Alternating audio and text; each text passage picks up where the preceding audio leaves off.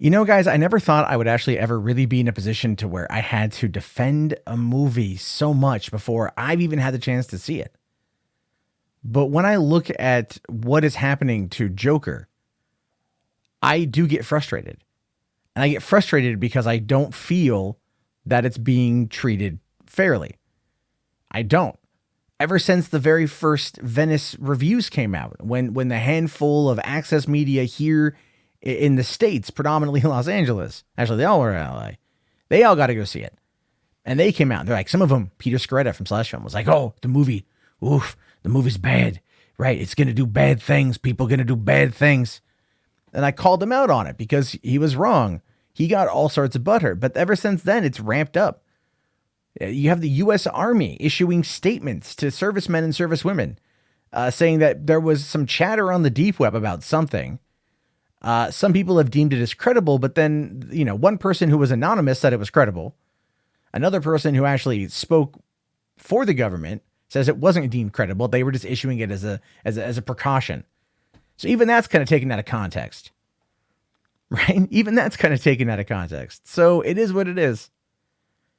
Now what we have here is a situation where the director's finally speaking back, finally pushing back. And this actually lends some credibility to the rumor I heard from one of my sources down in LA that Warner's is not doing press screenings. That's what I've been hearing.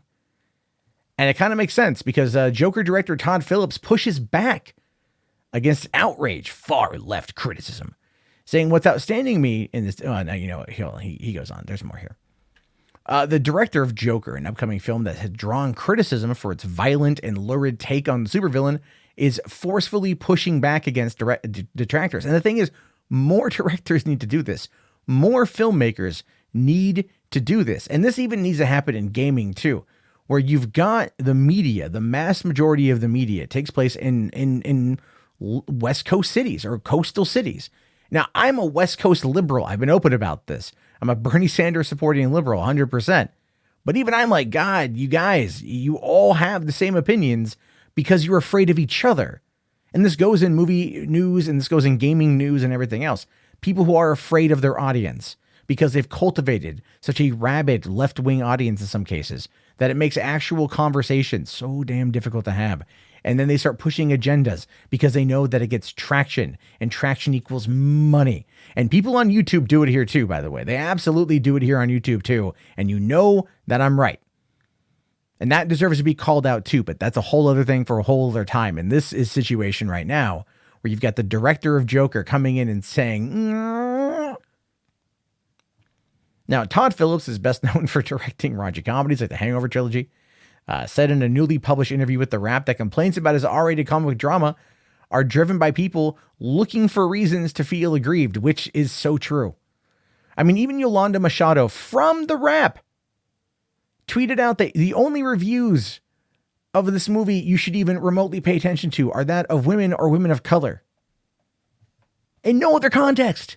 Peter Scretta comes out and says this movie could influence the wrong kind of people with no other context. And then when pushed, he shut down and got real mad when people were like, yeah. I'm just saying, it's like they say these hyperbolic things and then provide no context as to why.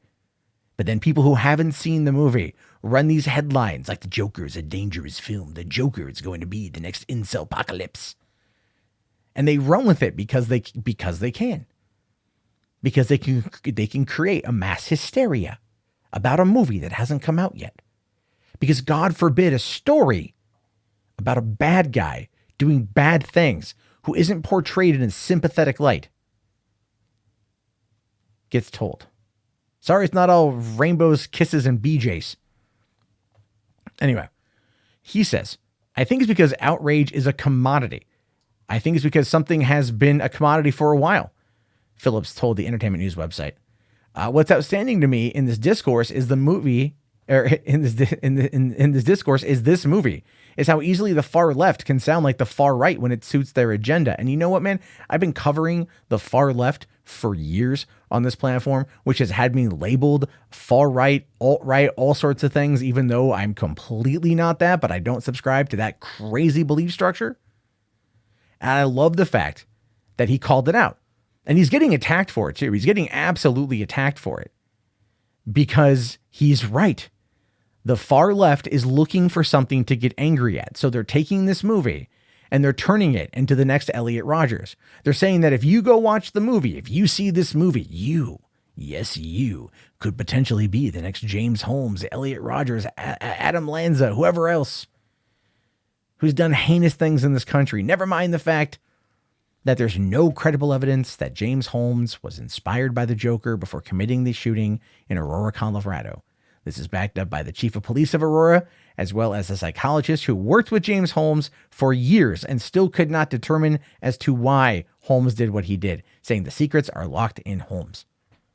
You can look that information up because it exists. It's there, but none of these people even remotely go and see it. None of them.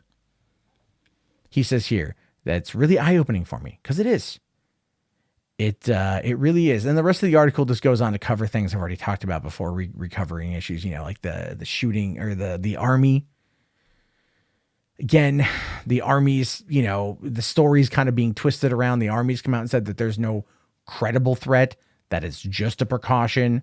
The LAPD, no, this is really look at the LAPD won't ramp up security for the Joker premiere, saying no credible threats at this time. An LAPD spokesperson told the Wrap. Right? They all know it's not going to cause any problems. The world's not going to end. Rapture's not going to happen. None of that stuff's going to happen.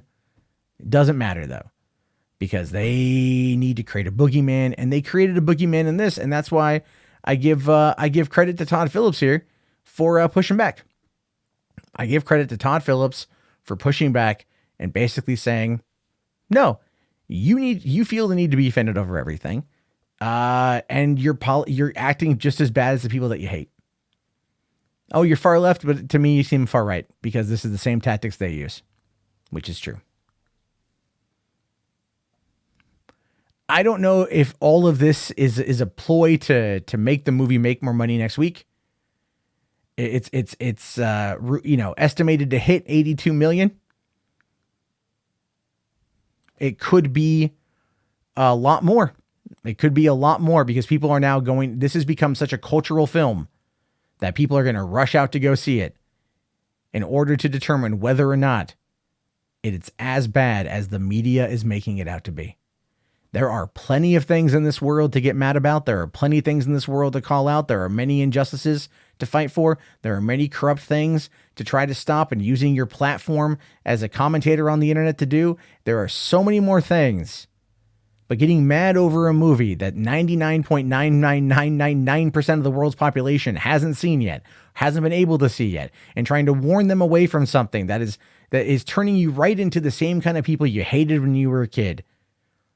The Christian right claiming that Kiss has secret messages if you play it backwards, satanic messages if you play it backwards, or the Tipper Gore and Joe Lieberman push from the late 80s that was all about, video games cause violence and rap music causes violence, and as a result of that, we have the ESRB, which is an oppressive organization in gaming, and we have the parental advisory stickers that does nothing. Never stopped anything. All it did is make something more taboo, so more people wanted to get it. Jack Thompson, Anita Sarkeesian, all of them have tried to silence art and stop art. And the left-leaning individuals that would normally, that clearly are following that same playbook, are at least now getting some pushback from creatives, as they should. If only the gaming industry would have done that, man. Jesus. 5 years ago would have been a lot different. But anyway, I'm referring to Gamergate. Look it up if you don't know what I'm talking about. But I'll talk to you guys later. I do want to hear your thoughts, though. I do want to hear your thoughts. Let me know down in the comments below. If you guys have yourself a great day, let me know if you're going to go see the movie. I already got my ticket. And peace out.